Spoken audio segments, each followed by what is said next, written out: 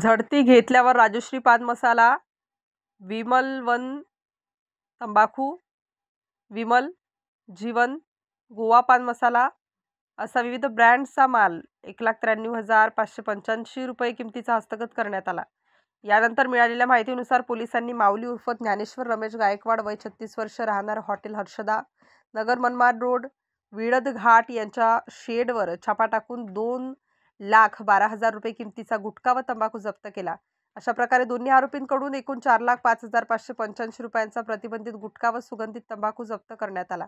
या प्रकरणी दोन्ही आरोपींविरुद्ध MIDC पोलीस ठाणे गुन्हा रजिस्टर नंबर 815/2025 अंतर्गत भारतीय न्याय संहिता 2023 चे कलम 123, 223, 274, 275, 35 अन्वये गुन्हा दाखल करण्यात आला असून पुढील तपास MIDC पोलीस ठाणे करीत आहेत।